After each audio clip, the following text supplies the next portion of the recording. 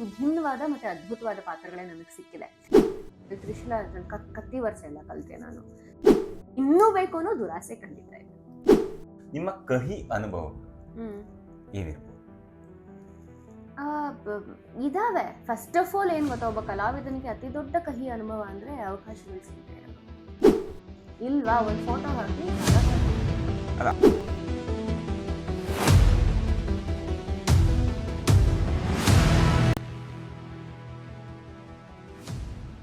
ಅಲ್ಲ, ಈಗಿನವರೆಗೂ ಕನ್ನಡ ಇಂಡಸ್ಟ್ರಿ ನನಗೆ ಬಹಳ ಇಷ್ಟ. ಅಲ್ಲಿ ಬೇರೆ ಕಡೆ ಎಲ್ಲ ಅಫ್ಕೋರ್ಸ್ ಗಾಣಿಗೆತ್ತು ದುಡಿಸ್ಕೊಬಾರ್ದು. ನಾನು ರಮೇಶ್ ಅರವಿಂದ್ ಅವ್ರ ಪ್ರೊಡಕ್ಷನಲ್ಲಿ ಕೆಲಸ ಮಾಡಿದ್ದೀನಿ, 2 ಸೀರಿಯಲ್ ಮಾಡಿದ್ದೀನಿ. ಅದ್ಭುತವಾದಂಥ ಪ್ರೊಡಕ್ಷನ್ ಹೌಸ್ ಅವ್ರದ್ದು. ಕಹಿ ಸತ್ಯ ಇಷ್ಟ ಆದರೂ ಆಗ್ಬೋದು, ಇಲ್ಲಾಂದ್ರೂ ಇಲ್ಲ. ನಮ್ಮ ಆರ್ಟಿಸ್ಟ್ ಬಂದು ಅಲ್ಲಿ ಬಟ್ಟೆ ಬದಲಾಯಿಸ್ಕೋಬೋದಾ, ಅಲ್ಲಿ ಬಾತ್ರೂಮ್ ಹೋಗ್ಬೋದಾ ಅಂತ. ಅವ್ರ ಮನೆ ಪರಿಸ್ಥಿತಿ ಏನೋ ಇರುತ್ತೆ ಅವರು. ಆ್ಯಂಡ್ ಕೆಲವು ಸರಿ ಏನಾಗುತ್ತೆ, ನಮಗೆ ಒಂದು ದಿನಕ್ಕೆ 10-15 ಸಲ ಬಟ್ಟೆ ಬದಲಾಯಿಸ್ಕೋಬೇಕಾಗಿರುತ್ತೆ. ಒಂದು ಹೆಣ್ಣು ಹುಡುಗಿ ಯಾರದೋ ಮನೆ ಹೋಗಿ ಬಟ್ಟೆ ಬದಲಾಯಿಸ್ಕೊಂಡ್ಬಂದ್ರೆ ಎಲ್ಲೋ ಒಂದು ಕ್ಯಾಮ್ರಾ ಇಟ್ಟಿರ್ತಾರೋ, ಅಥವಾ ಅಲ್ಲಿ ಎಲ್ಲೋ ಒಂದು ಅವ್ರ ಮನೆ ಬಾತ್ರೂಮ್ ನೀಟಾಗಿರಲ್ವೋ.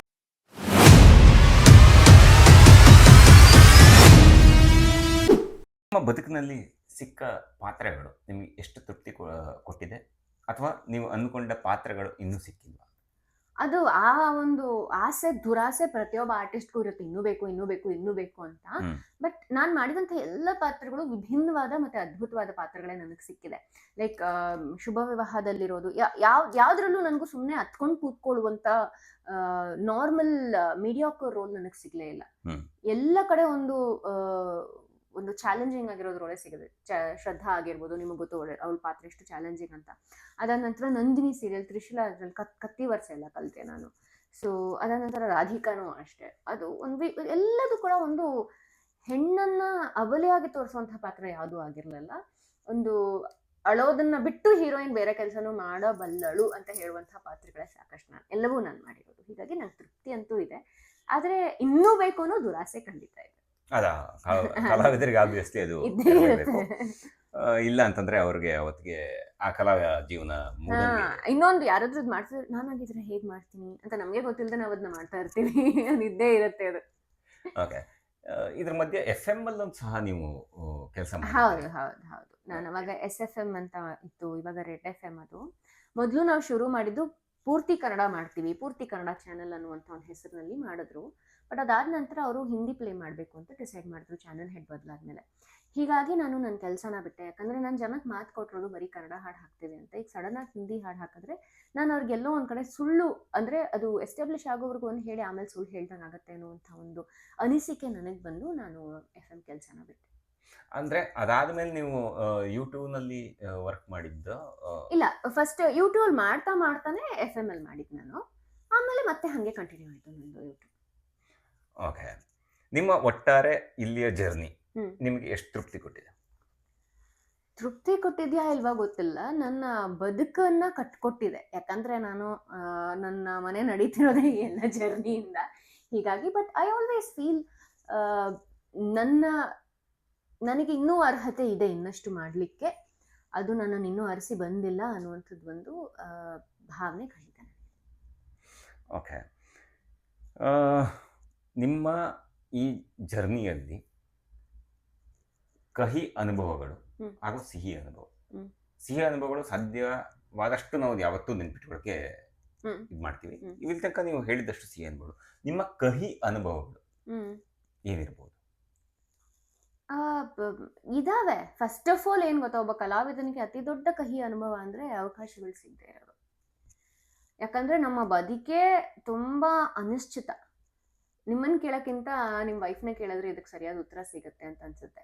ಯಾಕಂದ್ರೆ ನಮ್ಮ ಮನೆಯವ್ರಿಗೆ ಗೊತ್ತಿರುತ್ತೆ ಆ ಗಾಬರಿ ಏನಂದ್ರೆ, ನಮ್ದು ಕೆಲಸ ಸಿಕ್ಕಿದ್ರೆ ಮನೆಯಲ್ಲಿ ಅನ್ನ ಬೇಯುತ್ತೆ, ಇಲ್ಲ ಅಂದ್ರೆ ಇಲ್ಲ. ಸೊ ಅದು ಪ್ರತಿಯೊಬ್ಬ ಕಲಾವಿದನಿಗೂ ಇರುವಂತ, ನಮ್ದು ಫಿಕ್ಸ್ಡ್ ಜಾಬ್ ಅಲ್ಲ. ಸರಿ ಬಿಡಪ್ಪ, ಇವತ್ತು ನಾನು ಕೆಲಸ ಬಿಟ್ರು ಏನಿಲ್ಲ ಅಂದ್ರು ಒಂದು EPF ಅದು ಇದೋ ಬರುತ್ತೆ. ಇವತ್ತು ನಂಗೆ ಏನೋ ಒಂದು ಹೆಚ್ಚು ಕಮ್ಮಿ ಆದ್ರೂ ಆಕ್ಸಿಡೆಂಟ್ ಆದ್ರೂ ಕೂಡ ಏನೋ ಒಂದು ಬರುತ್ತೆ. ಹಂಗಲ್ಲ. And you are easily replaceable. ಇವತ್ತು ನೀವೇನೋ ತೊಂದರೆ ಮಾಡಿದಿರಾ, ನಾಳೆ ಇನ್ನೊಬ್ರು ನಿಲ್ಲಿಸ್ತಾರೆ. ಇಲ್ವಾ, ಒಂದು ಫೋಟೋ ಹಾಕಿ ಹಾರ ತಗಲು ಹಾಕ್ತಾರೆ. ಅಲ್ಲ, ಅದು ಸೊ ಅದಕ್ಕಿಂತ ಅನುಭವ ಆಗಿದೆ. ಪೇಮೆಂಟ್ ಕೇಳಿದ್ರೆ ಪಾತ್ರ ಮತ್ತೆ ಕಷ್ಟ. ಇಲ್ಲಿ ಹೆಂಗ್ ಗೊತ್ತಾ, ಖಂಡಿತವಾದಿ ಲೋಕ ವಿರೋಧಿ ಅಂತ ಅವ್ರು ಹೇಳಿದಕ್ಕೆಲ್ಲ ಹೂ ಅಂದ್ರೆ ನೀವು ಒಳ್ಳೆಯವರು, ನಿಮ್ಗೆ ಅವಕಾಶಗಳು ಸಿಗುತ್ತೆ. ಮತ್ತೆ ನಿಮ್ಗೆ ಇಷ್ಟೇ ದುಡ್ಡು ಬೇಕು ಅಥವಾ ಈ ಟೈಮಿಂಗ್ ಬೇಕು, ಇದು ನನಗೆ ಸಮಸ್ಯೆ ಆಗಿದೆ, ಇದು ನಂಗೆ ಇಷ್ಟೇ ಮಾಡಕ್ ಸಾಧ್ಯ ಆಗುತ್ತೆ ಅಂದ್ರೆ ನೀವು ಎಂಥ ಒಳ್ಳೆ ಪರ್ಫಾರ್ಮರೇ ಆಗಿರ್ಲಿ, ದಿನಕ್ಕೆ ಅವ್ರಿಗೆ 16 ಸೀನ್ 20 ಸೀನೇ ಮಾಡ್ಕೊಟ್ಟಿದ್ರು ಕೂಡ ನೀವು ಅವ್ರ ದೃಷ್ಟಿಯಲ್ಲಿ ಕೆಟ್ಟವರೇ ಆಗ್ತೀರಿ. ಸೊ ಆಮೇಲೆ ನಮ್ಮ ಇಂಡಸ್ಟ್ರಿ ಅನ್ನೋದೊಂದು ಇದೆಯಲ್ಲ, ಹಿತ್ತಾಳೆ ಕಿವಿ. ಅವನು ಅವಾಗ ಅವನು ಸರಿ ಇಲ್ಲ, ಅವ್ನು ತುಂಬಾ ಆಟಿಟ್ಯೂಡ್ ತೋರಿಸ್ತಾನೆ. ಈ ಆಟಿಟ್ಯೂಡ್ ಅನ್ನೋ ಪದ ಎಲ್ಲಿಂದ ಬರುತ್ತೆ ಗೊತ್ತಿಲ್ಲ, ಅದು ತುಂಬಾ ಚೆನ್ನಾಗಿ ಹಬ್ಬುತ್ತೆ. ಅಲ್ಲ, ಒಳ್ಳೆ ಹಂಗೆ ವಿಚಾರಗಳಿಗಿಂತ ಹೆಚ್ಚಾಗಿ ಈ ತರ ತುಂಬಾ ಜಾಸ್ತಿ ಹಬ್ಬುತ್ತೆ. ಹಂಗೆ ಆಟಿಟ್ಯೂಡ್ ಅನ್ನೋದು ಇದ್ದಿದ್ರೆ ಹ್ಮ್. ಇವತ್ತಿಗೆ ನೀವು RKN ಸ್ಟುಡಿಯೋಗೆ ಬಂದ್ಬಿಟ್ಟು ನೀವು ಪಾಡ್ಕಾಸ್ಟ್ ಮಾಡ್ತಾ ಇರ್ಲಿಲ್ಲ. ನನ್ನನ್ನ ಅಂದ್ರೆ ಅದೇ ಹೇಳ್ತಾರಲ್ಲ, ಹಿತ್ತಾಳೆ ಕಿವಿಯ ಅವ್ರಿಗೆ ಸತ್ಯಾಸತ್ಯತೆಗಳನ್ನ ಪರಾಮರ್ಶೆ ಮಾಡುವಂತಹ ಒಂದು ಮನೋಭಾವ ಇರಲ್ಲ. ಯಾರಿಗೆ ಹೌದಾ ನಿಜಾನ ನೋಡೋಣ ಅಂತ ಯೋಚನೆ ಮಾಡೋ ಬುದ್ಧಿಶಕ್ತಿ ಇರುತ್ತೆ, ಅವರು ಕಂಡವ್ರು ಹೇಳಿದ ಮಾತನ್ನ ಕೇಳಲ್ಲ. ಆ ರೀತಿ. ಓಕೆ, ನೀವು ಕನ್ನಡ ಸೀರಿಯಲ್ ಇಂಡಸ್ಟ್ರಿ ಬರೋದಕ್ಕೂ ಮುಂಚೆ ತೆಲುಗು ಮತ್ತೆ ತಮಿಳ್ ಇಲ್ಲ, ತೆಲುಗು ಆಮೇಲೆ ತಮಿಳ್ ಮಾಡಿದ್ನ. ತಮಿಳ್ ಮಾಡಿದ್ದು. ಓಕೆ, ಆ ಇಂಡಸ್ಟ್ರಿಗೆ ಕಂಪೇರ್ ಮಾಡಿದ್ರೆ ನಮ್ಮ ಕನ್ನಡ ಇಂಡಸ್ಟ್ರಿ ಎಷ್ಟರ ಮಟ್ಟಕ್ಕೆ ಇನ್ನೂ ಸರಿ ಹೋಗ್ಬೇಕಾಗಿದೆ? ಫಸ್ಟ್ ಆಫ್ ಆಲ್ ಒಂದ್ ವಿಷಯ ಪಾಸಿಟಿವ್ ಹೇಳ್ಬಿಡ್ತೀನಿ. ಕಥೆಯ ವಿಚಾರದಲ್ಲಿ, ಕಥೆಯ ಆಯ್ಕೆಯ ವಿಚಾರದಲ್ಲಿ, ಅಥವಾ ಕಥೆಯನ್ನ ಕಟ್ಟಿಕೊಡುವಂತಹ ವಿಚಾರದಲ್ಲಾಗಿರ್ಬೋದು, ಮತ್ತೆ ಮೇಕಿಂಗ್ ವಿಚಾರದಲ್ಲಾಗಿರ್ಬೋದು, ಆಗ್ಲಿಂದ ಈಗಿನವರೆಗೂ ಕನ್ನಡ ಇಂಡಸ್ಟ್ರಿನೇ ನನಗೆ ಬಹಳ ಇಷ್ಟ.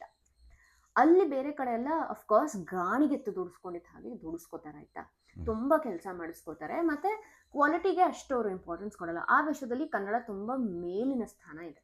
ಬಟ್ ಕಲಾವಿದರನ್ನ ನಡೆಸ್ಕೊಳ್ಳುವಂತಹ ರೀತಿ, ಪೇಮೆಂಟ್ ವಿಚಾರ ಆಗಿರ್ಬೋದು, ಮತ್ತೆ ಬೇಸಿಕ್ ಫೆಸಿಲಿಟೀಸ್ನ ಕೊಡುವಂಥದ್ದಾಗಿರ್ಬೋದು, ಅದರಲ್ಲಿ ಇನ್ನೂ ಹಲವಾರು ಪ್ರೊಡಕ್ಷನ್ ಹೌಸ್ಗಳು ಇನ್ನೂ ಹಿಂದೆ ಉಳಿದಿದೆ. ಅದರಲ್ಲಿ ಇನ್ನೂ ಅದ್ಭುತವಾದ ಪ್ರೊಡಕ್ಷನ್ ಹೌಸ್ಗಳು ಕೂಡ ಕೆಲವಿದೆ. ಫಾರ್ ಎಕ್ಸಾಂಪಲ್, ನಾನು ರಮೇಶ್ ಅರವಿಂದ್ ಅವ್ರ ಪ್ರೊಡಕ್ಷನಲ್ಲಿ ಕೆಲಸ ಮಾಡಿದ್ದೀನಿ, 2 ಸೀರಿಯಲ್ ಮಾಡಿದ್ದೀನಿ. ಅದ್ಭುತವಾದಂಥ ಪ್ರೊಡಕ್ಷನ್ ಹೌಸ್ ಅವ್ರದ್ದು. ಸೊ ಉದಾಹರಣೆ ಕೊಟ್ಟು ತುಂಬ ಓಪನ್ ಆಗಿ ಉದಾಹರಣೆ ಕೊಡ್ತೀನಿ, ಇದು ಕಹಿ ಸತ್ಯ, ಇಷ್ಟ ಆದರೂ ಆಗ್ಬೋದು, ಇಲ್ಲಾಂದ್ರೂ ಇಲ್ಲ. ಬಹಳ ಪ್ರೊಡಕ್ಷನ್ ಹೌಸ್ ಅವ್ರು ಏನು ಮಾಡ್ತಾರೆ ಅಂದರೆ, ಎಸ್ಪೆಷಲಿ ಈ ರೀತಿ ದೇವಸ್ಥಾನಗಳು, ಔಟ್ಡೋರ್ ಸೀನ್ ಹತ್ರ ಏನಾದರೂ ಇದ್ದಾಗ, ನಮಗೆ ಇವತ್ತಿನ ದಿನಕ್ಕೂ ಕೂಡ ಈ ಸೀರಿಯಲ್ ಕಲಾವಿದರಿಗೆ ವ್ಯಾನಿಟಿ ಅನ್ನುವಂಥದ್ದು ಅಥವಾ ಕ್ಯಾರವ್ಯಾನ್ ಅನ್ನುವಂಥದ್ದು ಇನ್ನೂ ದೂರದ ನಕ್ಷತ್ರವಾಗಿ ಉಳಿದಿದೆ. ಸೊ ಏನು ಮಾಡ್ತಾರೆ, ಈ ರೀತಿ ದೇವಸ್ಥಾನಗಳಿಗೋ ಅಥವಾ ಯಾವುದಾದ್ರೂ ಹಳ್ಳಿಯಲ್ಲಿ ಸೀನ್ ಮಾಡ್ತದೋ ಅಥವಾ ಔಟ್ಡೋರಲ್ಲಿ ಮಾಡ್ತಿದ್ದೀವಿ ಅಂದರೆ, ಅವ್ರವ್ರ ಮನೇಲಿ ಕೇಳ್ತಾರೆ, ನಮ್ಮ ಆರ್ಟಿಸ್ಟ್ ಬಂದು ಅಲ್ಲಿ ಬಟ್ಟೆ ಬದಲಾಯಿಸ್ಕೋಬೋದಾ, ಅಲ್ಲಿ ಬಾತ್ರೂಮ್ ಹೋಗ್ಬೋದಾ ಅಂತ.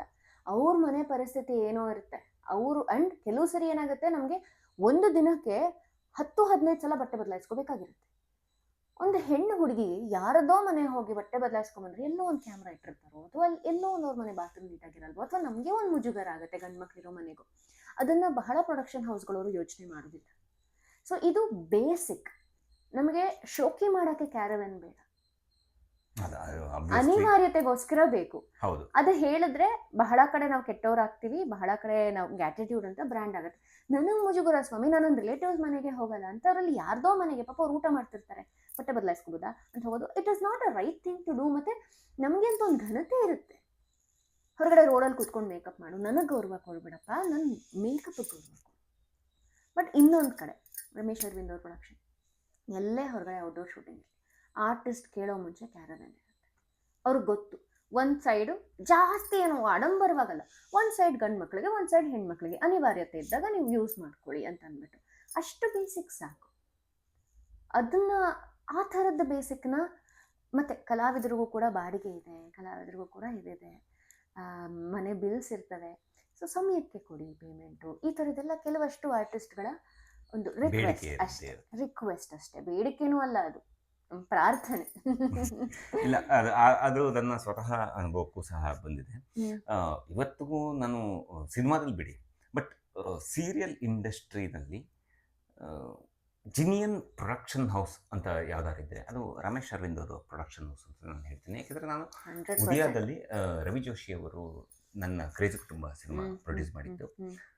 ಅವ್ರು ಎಷ್ಟೋ ಸತಿ ನನ್ನ ಹತ್ರಕ್ಕೆ ಪರ್ಸ್ನಲ್ ನಾನು ಅವ್ರ ಹತ್ರಕ್ಕೆ ಮಾತಾಡಿದಾಗ ಹೇಳಿದ್ದಾರೆ, ನನ್ನ ಹತ್ರ ದುಡ್ಡಿರುತ್ತೋ ಇಲ್ವೋ, ನನ್ನ ಕಲಾವಿದರು ನನ್ನ ನಂಬಿ ಬಂದಿರೋದು, 15ನೇ ತಾರೀಕು ನಾನು ಪೇಮೆಂಟ್ ಹಾಕಬೇಕು, ನನ್ನ ಕರ್ತವ್ಯ ಅದು, ನನ್ನ ಹತ್ರಕ್ಕೆ ಇರುತ್ತೋ ಇಲ್ವೋ, ಸಾಲ ಮಾಡಿದ್ರು ನಾನು ಹಾಕ್ತೀನಿ ಅಂತ ಹೇಳಿದ್ದು ಸಹ ನಾನು ಕೇಳಿ. ರವಿ ಜೋಶಿ ಅವರಂತೂ ಒಂದು ತಾಯಿ ಹೃದಯ ಇರುವಂತಹ ಒಂದು ಪ್ರೊಡ್ಯೂಸರು. ಸೊ ಹೀಗಾಗಿ ಐ ಟೋಟಲಿ ಅಗ್ರಿ. ಯಾಕಂದ್ರೆ ನನಗೂ ಹಾಗೆ ಹೇಳಿದ್ದಾರೆ. ನನಗೆ ದಿಸ್ ಆರ್ ಇಂಟರ್ನಲ್, ಇದು ಜನಕ್ಕೆ ಅದು ಬೋರಿಂಗ್ ಅನ್ಸ್ಬೋದೇನೋ, ಬಟ್ ಒಂದು ಇತ್ತೀಚೆಗೆ ಮಾಡಿದಂತಹ ಸೀರಿಯಲ್ಲು ಸಡನ್ ಆಗಿ ನಿಲ್ಸಕ್ಕೆ ಹೇಳ್ಬಿಡ್ತಾರೆ ಚಾನೆಲ್ ಅವರು. ಸಡನ್ ಆಗಿ ನಿಲ್ಸಕ್ಕೆ ಹೇಳ್ಬಿಡ್ತಾರೆ. ಸುಮಾರು ಕೋಟಿಗಳು ಖರ್ಚು ಮಾಡಿರ್ತಾರೆ. ಯಾಕಂದ್ರೆ ಇದೇ ಕಲಾವಿದರು ಬೇಕು, ಇದೇ ಮನೆ ಬೇಕು, ಇದೇ ಶೂಟಿಂಗ್ ಬೇಕು ಅಂತ ಕೋಟ್ಯಾಂತರ ರೂಪಾಯಿ ನಷ್ಟ ಆಗುತ್ತೆ. ಆದರೂ ಕೂಡ ನಿಂತ ಮೇಲೂ ಕೂಡ ಒಂದೇ ಒಂದು ದಿನ ಆ ಕಡೆ ಈ ಕಡೆ ಹೋಗದೆ ಕರೆಕ್ಟಾಗಿ ಲೆಕ್ಕ ಹಿಡ್ಕೊಂಡು ಪ್ರತಿಯೊಬ್ಬ ಕಲಾವಿದರು ಕೂಡ, ಒಬ್ಬ ಜೂನಿಯರ್ ಆರ್ಟಿಸ್ಟಿಂದ ಹಿಡಿದು ಲೀಡ್ವರೆಗೂ ಎಲ್ಲರಿಗೂ ಅವರ ಪೇಮೆಂಟ್ ಕ್ಲೀನ್ ಆಗಿ ಅಷ್ಟು ಜೀನಿಯನ್ ಮತ್ತೆ ಕ್ಲಿಯರ್ ಪ್ರೊಡ್ಯೂಸರ್. ನನ್ನ ಇನ್ನೊಬ್ಬ ಫ್ರೆಂಡ್ ಹೇಳ್ತಿದ್ದ, ಇನ್ನೊಂದು ಪಾಪ್ಯುಲರ್ ಪ್ರೊಡಕ್ಷನ್ ಹೌಸ್ ಅಂತ ಅದು ಪಾಪ್ಯುಲರ್ ಪ್ರೊಡಕ್ಷನ್ ಹೌಸು. ಪಾಪ ಇವನು ಒಂದು ಸ್ವಲ್ಪ ಪೆದ್ಗುಂಡ ಪಾಪದವನು ಆಯ್ತಾ. ಅವ್ನ ಸಿನಿಮಾದಿಂದ ಇದಕ್ಕೆ ಸೀರಿಯಲ್ಗೆ ಬಂದಿದ್ದಾನೆ. ಸೊ ನಮ್ದು ಬೇಗ ನಿಲ್ಸಕ್ಕೆ ಹೇಳ್ಬಿಟ್ರು, ನಾನು ಲಾಸಲ್ಲಿ ಇದ್ದೀನಿ, ನಿಮ್ದು 5 ದಿನದ ಪೇಮೆಂಟ್ ಬಿಟ್ಕೊಡಿ, 10 ದಿನದ ಪೇಮೆಂಟ್ ಬಿಟ್ಕೊಡಿ ಅಂತ ಕೇಳಿದಕ್ಕೆ ಇವ್ನು 10 ದಿನದ ಪೇಮೆಂಟ್ ಬಿಟ್ಬಿಟ್ಟಿದ್ದಾನೆ. ನಾನು ಅಂದೆಲ್ಲೋ, ನೀನು 10 ದಿನ ಕಷ್ಟಪಟ್ಟಿದ್ಯಲ್ಲೋ, ನಿನಗೆ ಮನೆ ನಡೆಯೋದು ಬೇಡವಾ? ಏನು ಮಾಡಲಿ, ಅವ್ರು ಕೊಡೋದಿಲ್ಲ ಅಂತ ಕೂತ್ಕೊಂಡ್ಬಿಟ್ರು ಅಂತ.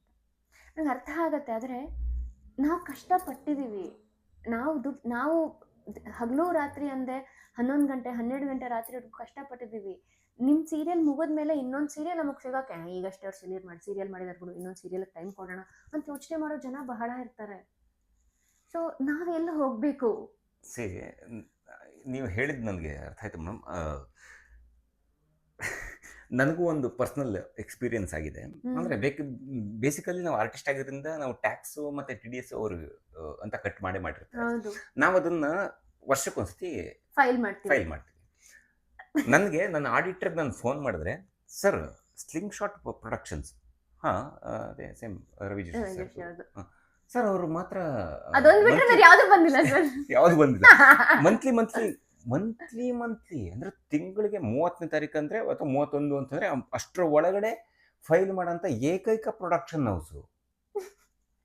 ನಂದು ಮಜಾ ಕೇಳಿ, ನಾನು ಒಂದು ದೊಡ್ಡ ಸಿನಿಮಾ ಮಾಡಿದೆ, ದೊಡ್ಡ ಸಿನಿಮಾದ ದೊಡ್ಡ ಪ್ರೊಡ್ಯೂಸರು. ನನಗೆ ದುಡ್ಡು ಕೊಡಬೇಕಾಗಿತ್ತು. ಪಾಪ ಅವರಿಗೆ ನನ್ನ ಹಣೆ ಬರೋಕ್ಕೆ ಅವ್ರಿಗೇನೋ ಆರೋಗ್ಯದಲ್ಲಿ ತುಂಬ ದೊಡ್ಡ ಸಮಸ್ಯೆ ಆಗ್ಬಿಟ್ಟು ಅವ್ರು ಬೆಡ್ ರಿಡನ್ ಆಗೋದ್ರು. ದುಡ್ಡೂ ಬಂದಿಲ್ಲ, ಟ್ಯಾಕ್ಸೂ ಬಂದಿಲ್ಲ. ಆಗ ನನಗೆ ಲಿಟ್ರಲಿ ಏನೋ ಒಂದು ಸರ್ಜರಿ ಆಗಿತ್ತು, ಏನೋ ಒಂದು ಸಿಸ್ಟ್ ಇದ್ದಿದ್ದರಿಂದ ಸರ್ಜರಿ ಆಗಿತ್ತು. ಆ ಸರ್ಜರಿ ಹೀಗೆ ಹೊಟ್ಟೆ ಇಟ್ಕೊಂಡು ನಡೆಯೋಕ್ಕಾಗದೆ, ಅಂದರೆ ಸಿಸ್ಟ್ ಅಲ್ಲ, ಲಿಟ್ರಲಿ ನನಗೆ ಲೈಪೋಸೆಕ್ಷನ್ ಮಾಡಿದ್ದು, ಲ್ಯಾಪ್ರೋಸ್ಕೋಪಿ ಮಾಡಿದ್ದು, ನಡೆಯೋಕ್ಕಾಗದೆ ಹೋಗ್ಬಿಟ್ಟು ಇಡೀ ರಾತ್ರಿ ನೈಟ್ ಶೂಟ್ ಮಾಡ್ಕೊಂಡು ಬಂದಿದ್ದೀನಿ. ಪುಣ್ಯಾತ್ಮ, ಸರಿ ಅರ್ಥ ಆಗುತ್ತೆ ಅವ್ರ ಪರಿಸ್ಥಿತಿ ಆಗಿದೆ ಅಂತ. ಬಟ್ ಅವ್ರಿಗಂತ ಒಂದು ದೊಡ್ಡ ಟೀಮ್ ಇತ್ತಲ್ಲ, ನಂಗೆ ದುಡ್ಡು ಕೊಟ್ಟಿಲ್ಲ, ಟ್ಯಾಕ್ಸು ಪೇ ಮಾಡಿಲ್ಲ ನನಗೆ ಅವರು. ತುಂಬ ದೊಡ್ಡ ಸಿನಿಮಾ ಅದು, ಏನು ಮಾಡಲಿ ನಾನು? ಆಗಿನ ಪರಿಸ್ಥಿತಿ ನಾನು ಅದನ್ನ ಒಪ್ಕೊಂಡಿದ್ದೇನೆ, ಸರ್ಜರಿಗೆ ನಂಗೆ ದುಡ್ಡಾಗುತ್ತೆ ಅನ್ನೋ ಕಾರಣಕ್ಕೆ. ಇದು ಕಲಾವಿದರ ಜೀವನ. ಸೊ ಈ ಥರದ್ದೆಲ್ಲ ಒಂದಷ್ಟು, ಅಂದರೆ ಎಷ್ಟೋ ಜನ ನೋಡೋರಿಗೆ ಕಲಾವಿದರಿಗೆ ಏನು ಬಿಡಪ್ಪ, ಅವ್ರಿಗೇನು ಐಷಾರಾಮಿ ಜೀವನ, ದುಡ್ಡು ತುಂಬ ಚೆನ್ನಾಗಿ ಬರುತ್ತೆ, ಈ ಥರದ್ದೆಲ್ಲ ಭ್ರಮೆಗಳಲ್ಲಿ ಇರ್ತಾರೆ. ಮತ್ತು ತುಂಬ ಸತಿ ಎಷ್ಟೋ ಕಮೆಂಟ್ಗಳು ಹಾಕಿದ್ದಾರೆ, ನಿಮಗೇನು ಬಿಡ್ರಿ ದುಡ್ಡು ಚೆನ್ನಾಗಿರುತ್ತೆ ಅಂತ.